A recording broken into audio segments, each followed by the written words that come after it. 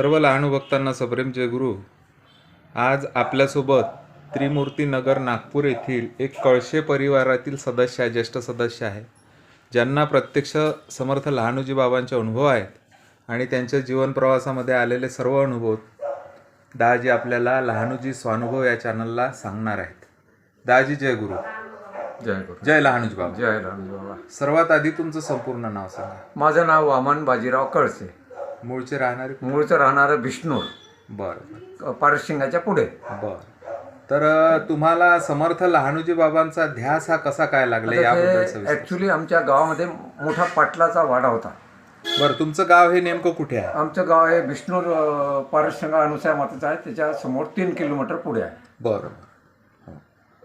तर तुम्हाला लळा कसा लागला लहानूजी हे बाबांचा? तिथे आमच्या बिष्णूरला काळमेंग परिवाराचा मोठा 1 एकराचा मोठा वाडा होता, श्रीमंत माणूस. बरं. तर त्या वाड्यामध्ये हो. टेबल खुर्ची हे ते लावून तिथं दररोज प्रार्थना लहानूजी बाबाची व्हायची. बरं. तर ते लहानूजी बाबाच्या प्रार्थना तिथे विष्णूचं आमच्या इथे घरी किरायाने एक टेलरचं दुकान टाकलं होतं. बरं. एका पोराने. तर त्यांनी मला सांगितलं होतं का पाटलाच्या वाड्यामध्ये लहानूजी महाराज आहेत, चांगली पोचले बाबाजी लहानूजी बाबा आहे, त्याच्या वाड्यामध्ये तुम्ही जा. तिथे आले होते का बाबा? नाही, तिथं आले नव्हते. बरं. आले नव्हते. पण त्या पाटलाच्या वाड्यामध्ये लहानूजी बाबाच्या भजन मतलब आराधना आहे ते सगळं, आरती वगैरे पाठवायचे. तर मी ऐकल्यानंतर मी शेतातून आलो का पटकन बैल गाडी वगैरे सोडली की मी लगेच अंतरा नव्हतं ते गाव घर पाटलाचा वाडा. बरोबर. खूप श्रीमंत होता तो. तर तिथं मी जाऊन पूजा वगैरे मतलब आरतीत हे ते मी सामील राहत आणि रोज. तर मला खूप आवडी वाटली, इतकं आवड. व्यवसाय शेतीच होता का? शेती होता, लोहारी काम होतं. अच्छा अच्छा. बरोबर. गावामध्ये आता ऍक्च्युली आम्ही लोहार. हो हो हो हो हो. तर ते असं करता करता आम्हाला बरंच काही असा अनुभव असा आला की अनुसया मातेचं आमचं ध्यान जास्त होतं. बरं. दर 8 दिवसानं अनुसया मातेकडे आम्ही जायचे दर्शन घ्यायला. तर मला डिफेन्सला नोकरी लागायच्या अगोदरही मी मायाच्या दर्शनाला जायचं. बरं. तर एकदा गेलो पारशिंगाला, तर त्यावेळी काय झालं की माय एका किराणा दुकानामध्ये, मोठ्या दुकानामध्ये तिथं बसल्या होत्या. तर मी तिथं गेलो आणि अरे म्हटलं माय इथे आहे. मी तिथं दुकानामध्ये गेलो, नमस्कार केला. तर मायानं दोन्ही चरण आपले माझ्या पाठीवर ठेवले. हो. तर असं नाही, जवळजवळ 10 मिनिट ठेवले. हो हो. तर तिथं गिऱ्हाईक 1 नंबरचं दुकान होतं गावात. तर ते अरे म्हणे झालं म्हणे तुमचं काम झालं म्हणे. तर गिऱ्हाईक ते बोलायला लागले, म्हणजे झालं म्हणे तुमचं काम. म्हटलं कोणतं काम बा, आपण ध्यानी म्हणे काहीच नाही. तर खरंच तिथून 8 दिवसानं मला डिफेन्सचा सेंट्रल गव्हर्नमेंटचा ऑर्डर आला. शिक्षण काय झालं होतं माझं? मी ITI केलं होतं आणि भोपाळला ITI केलं होतं. मॅट्रिक पास झाल्यानंतर पहिली अपॉइंटमेंट मग कुठे झाली तुमची? माझी नागपूर अंबाझरी डिफेन्स. अच्छा, तिथे झाली पहिली.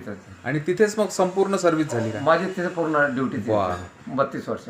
मग इथे नागपूरला कधी यायला राहिला? मग तिथे नाही नागपूरला, म्हणजे मी तिथे क्वार्टर होता ना गव्हर्नमेंटचा. अच्छा. तो क्वार्टरवर राहतं. आणि साई मंदिर होतं आमच्या, आम्हीच लोकांनी बनवलं. आम्हीच लोक धाव काम करायचे धार्मिकेचे. 10-12 लोक होतो आम्ही. तर रात्रीचं साईबाबाचं मंदिर वगैरे हे ते शंकरजीचं मंदिर, त्याच्यासाठी आम्ही धावधूप करून रात्रीचं आम्ही मदत करू. बरं. तर तिथं मग साईबाबाचा उत्सव दसऱ्याला व्हायचा.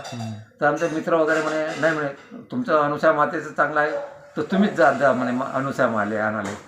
तर मला कार्ड दे, अनुसया मातेला घ्यायला मी दरवर्षी जायचं. अच्छा.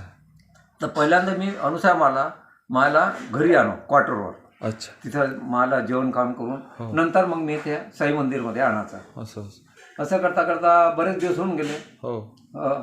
तर मायनं मला बरेच वेळ असं वाचवलं की मी मरताही मी 3दा हे झालं, पण मायनं मला वाचवलं.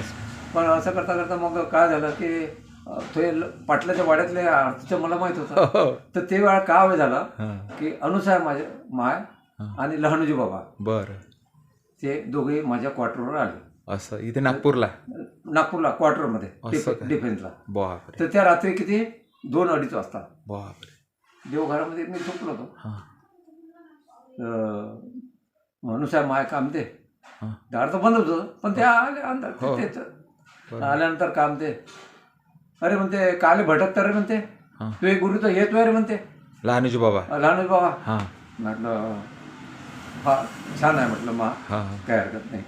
बस मी नमस्कारही नाही केला. हां तसं मग मी उठलो हां. आणि बस पाहत होतं काही कोणी नाही. पाहतो तर कोणी अरे रे म्हटलं मी म्हणजे नमस्कार नाही हा केला. साक्षात तुम्हाला स्वप्न दृष्टांत दिला. हो आणि अनुषा माय बी आणि लहानूजी बाबा लहानूजी बाबा दोघंही एकत्र. दोघे अनुषा मायनं लहानूजी बाबाला घेऊन आले आणलं. तिथं. मग दुसऱ्या दिवशी असं करता करता बराच मग असा अनुभव आला की मी टाकरखेडला जाताना ते एकदम रस्त्यानं त्या खडक्यावर उतरलो. हो हो तर रात्री 9 वाजता मला बस नसल्यामुळं मी उशिरा गेलो. मग पाऊस म्हणते खूप धुमधाम. तर तो ट्रकनं गेलो तिथे.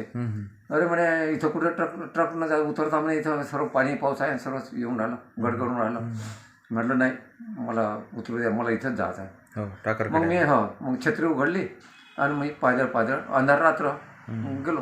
तसं तर आजूबाजूला दोन्ही शेतामध्ये इतकं भयंकर पाणी धो पाणी शेतामध्ये पाणी दिसे पांढरे पाणी.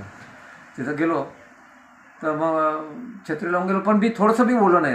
बापरे. हो हो म्हणजे इतकं तुम्हाला ध्यास लागलेला होता का मला जायचं साहेब. बरं तेव्हा बाबा होते का. त्या होते ना बाबा. बाबा होते. मग तुम्हाला काय तेव्हा काय बोलले मग बाबा. तेव्हा बोलले नाही. त्यावेळेचे हे अगोदर हे नंतरची गोष्ट आहे. हो नंतर. त्याच्या अगोदर मी बाबाकडे गेलो हो आणि मी आता रस्त्यानं उतरून खडक्यावरूनच गेलो. हो तर एक ते हे टरबूज वगैरे घेऊन चालली ती बाई. हां हां म्हटलं परिस्थिती अधिक नाजूक होती आपली. हो बरं. तर असं करता करता अरे म्हटलं बाबासाठी काय न्यायचं आपण. तो टरबूजवाले घेऊन चालली ती बाई. तर म्हणे अरे म्हटलं एक टरबूज द्या बा म्हटलं. हो तर किती पैसे म्हणे 8 आणे द्या म्हणे. हो म्हटलं ठीक आहे बा. ते 8 आणे दिले आणि टरबूज घेऊन मी गेलो. हो तर गेलो तर बाबा बसले होते कुठं ते ऑफिस आहे ना आता हो ऑफिस आहे ती जागा. पावडे वगैरे हो बसतात. हो वरांडा. हो व्हरांडा तो. मग ते कॅबिन लावली आहे साहित्य ठेवलं आहे. हो, हो, हां हो. ते ठिकाण. पहिला ऑफिस ते तिथं होतं हो, थोडंसं बरोबर. तुमचा स्टेज होता अच्छा. तिथं होतं. तर तिथं बाबा बसले होते. गेलो तर मी ते टरबूज दिला बाबाने आणि मी ते मन नमस्कार केला. तर बोलले काहीच नाही माझ्याशी. नाही तर ते मला एक वाईट वाटते असं. नाही नाही काही नाही तो आशीर्वादच एक प्रकारचा. सगळं बरोबर आहे बा याचं काय बोलायचं. जे लोक म्हणजे काही मनात आतमधून हेतू घेऊन जायचे त्यांच्यासोबत तर संवाद स्वगत व्हायचाच बाबाजीचा. तर आपला हेतू काहीच नव्हता. हेतू नव्हता ना म्हणून ते बोलले नाही. हेतू काहीच नव्हता पण निर्हेतुक गेले ना तुम्ही. बरं हे कोणत्या वर्षीची गोष्ट असावी जवळपास. हे मला वाटते 71ला समाधीच झाली बाबाजीची. हो तर 71ला त्यावेळी मी गेलो होतो इथून आमच्या गावावरून. तर त्यावेळेस समाधीच्या वेळेस त्यावेळेस होते. हा बाबाचं प्रत्यक्षात झालं. झालं. हो ऑगस्ट महिन्यात त्यांचा निर्वाण झाला महासमाधी तर झाली. ते रक्षाबंधनच्या अगोदर आधी वेळी गेलो हा आधी गेलेले आहे तुम्ही. हा प्रसंग तर आम्हाला मूलबाळ नव्हतं. तर त्यावेळी आम्ही आरविले ते आमचे सासरे घेऊन यायचे. बरं बरं. ते तिथं थुतुमुतू तळेगाव तिथे थुतुमुतू काहीतरी करायचे. हा हा पण माझा काही विश्वास नव्हता. बरोबर. त्यांच्या इच्छेसाठी म्हटलं चालत जा. हो हो मग तिथून म्हटलं मला टाकरखेडला जायचं बाबाकडे. हो हो नाही नाही म्हणे तुम्ही कुठं तिथून जाऊ नका म्हणे. बरं बरं. तुम्ही सरळ आता नागपूर घरी जा म्हणे. हम्म. म्हटलं घरी नाही बा तुम्ही काही जे व्हायचं होईल. पण मग टाकरखेडला जा. हो. हे लोक सर्व इकडे आले. मग किती वर्षानंतर मुलबाळ झालं तुम्हाला. मला 3 वर्ष कंप्लीट झाल्यानंतर. अच्छा हो ना. हो 72 69 मध्ये लग्न झालं मला वाटतं. अच्छा मग बरोबर आहे. 3 वर्षानंतर झालं तुम्हाला अपत्य. तर ते जे मग तिथून मी तिकडे गेलो. तर त्यावेळी ते टरबूज वगैरे दिलं बाबाले. तर त्यावेळी तोच महिना राहिला होता. हा हो हो मग प्रत्यक्ष बाबा न बोलताच तर तुम्हाला प्रसाद भेटला. मागणी वगैरे काहीच नव्हती. काहीच नव्हतं. काहीच नव्हती. पण ते अंतर्मनातून ओळखलं त्यांनी काय यांना काय पाहिजे. बाबाचं कामच तसं होतं ना. तुम्हाला आताही सांगतो या चॅनलचा उद्देश हाच आहे की प्रत्यक्ष ज्या लोकांनी पाहिलं त्यांच्या नजरेमधून तरुण पिढीपर्यंत बाबांचा काय महात्म्य होतं काय अधिकार होता बा हा पोहोचला पाहिजे तरुण पिढीला. तुम्ही लोकांनी पाहिलाय.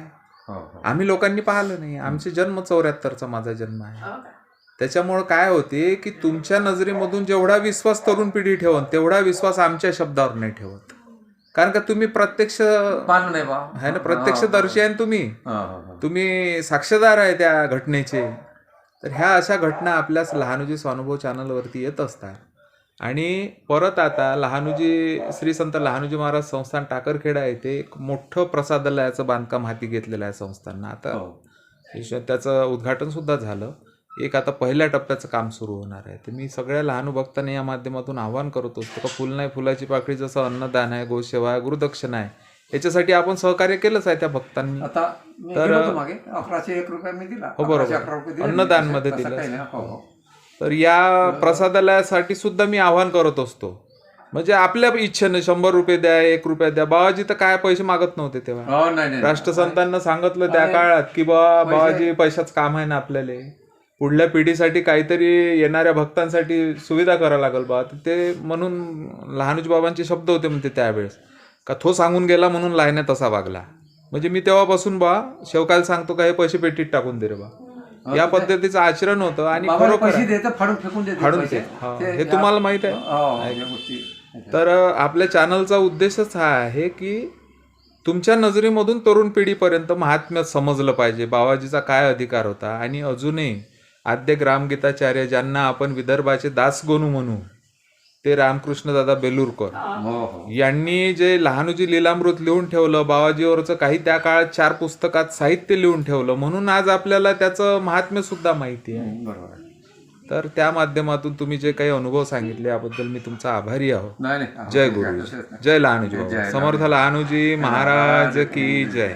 ती दुसरी घटना सांगा. हो, डिलिव्हरी झाल्यानंतर मला इतका ध्यास होता बाबाचा की मी पागल झाल्यासारखं, म्हणजे रोडनं जावं, ड्युटीवर गेलो का नाही गेलो हे, किंवा तिथून घरी आलो तर मी दुसऱ्या रस्त्यात जायचं. आणि मग अरे आपण कुणीकडे आलो, मग क्वार्टर व्हायचं. म्हणजे बाबाजीचं चिंतन चालू राहतं. हो हो. अच्छा. तर मी सगळे चहा पाण्याला जाय लोक, पण मी चहा पाण्याला नाही जातो. मी मशीनच्या मागे बसायचा, आपलं ध्यान करत राहायचं. हो. असं करता करता मग हे डिलिव्हरीच्या वेळी आता कोणाला आणायचं बा, आता कोणाला आणायचं, सासू सासरे कोणीच नाही, म्हणजे मतलब अपंग होते ते अशासारखे. बरोबर. तर आमची आत्या होती पुसल्याला, ते आत्याले मग आणलं. तर ते म्हणे अरे मी बिमार आहे म्हणे, मला नको नाही म्हणे. म्हटलं तू फक्त घरी बसून राहतो बस एवढं. तर ते आमच्या आत्याला आणलं होतं पुसल्यावरून. तर ते आत्या बिमार तर ते माझी ड्युटी लागली नाईट. तर नाईट ड्युटीवर मी गेलो. तर त्यावेळेला ते आमच्या आत्याला ते नदीमध्ये पडली होती आणि ते पिवळी सट्ट पडली होती. तर ते काय म्हणे तिच्या स्वप्नामध्ये ते एक यमदूत आले, 2 जण. बरं. हां. आणि खांद्यामध्ये चघाट नाही आणि ते तिला पकडायसाठी. तर तो एक यमदूत का म्हणाला म्हणजे तिला, मला नाही माहीत, पण तिनं मला दुसऱ्या दिवशी खूप रडली बडली मला सांगायला लागली. तर म्हणे तो आला म्हणे यमदूत का कोण, काय काय भिल्ल म्हणे, उंच पुरे म्हणे, दात एवढाले हे ते. तर ते तो म्हणत होता म्हणे यमदूत, तो का अरे तू इथं येऊन लपली का, हो तू इथं येऊन बसली आहे का, सापडली ना आता, थांब जरा. तर ते आमची आत्या का म्हणाली, नाही नाही नाही थांब म्हणे, भाषाली मी बोलावतो म्हणे, तो ड्युटीवर गेला म्हणे, तर आता मग बोलावतो म्हणे त्याला म्हणे. तर ते स्वप्नात ते बोलली. तर तो यमदूत एक दुसरा म्हणायला लागला का अरे काढ म्हणे चला, इथं आहे म्हणे, ते आली आहे म्हणे, लपवली बसली आहे म्हणे, चल म्हणे बांध तिले म्हणे. तर त्यावेळेला मग म्हणाली होती आत्या कथा माझ्या भाषाला बोलावतो. नाही नाही नाही नाही यमदूत म्हणायला लागला का नाही नाही भाषा किशाला मग बोलाव, आम्ही चाललो. तर ते चराट असं ओढून घेतलं म्हणे आणि ते चालले गेले म्हणे. तर हे बाबाची करिश्मा हे मला एक प्रसंग तुम्ही अनुभवला. ह्या चांगला अनुभव. बरं, आता तुम्हाला मग दुसऱ्या दिवशी ते मी घरी गेलो तर माझी आत्या मग रडायला लागली. काऊन दादा म्हणे तू वाचवलं म्हणे मला म्हणे, तू आला म्हणे ना मला ते चढाड असं धरून ओढलं म्हणे आणि ते उठून पाहिले म्हणे. तर ह्या प्रत्यक्ष साक्षात्कार घडला की म्हणजे नामामध्ये काय पावर असते. हो हो. नाम के आधार से कई लोग तर गए, वंदनीय राष्ट्रसंत तुकडोजी महाराज एका भजनात म्हणतात. म्हणून नामामध्ये काय महिमा आहे बा हे त्याच्यातून तुमच्या या प्रसंगातून समजते. बरं, सध्या परिस्थितीत तुम्हाला किती मुलं आहे? 2 मुलं 2 मुली आहेत. अच्छा. सगळ्याचे मुलींचे वगैरे लग्न वगैरे झाले? अच्छा. कळमेश्वरला राहते. हो, कळमेश्वरला. बरोबर. तर आज तुम्ही जो काही अनुभव सांगितला याबद्दल मी तुमचा आभारी आहे. जय लहानुजी बाबा. समर्थ लहानुजी महाराज की जय.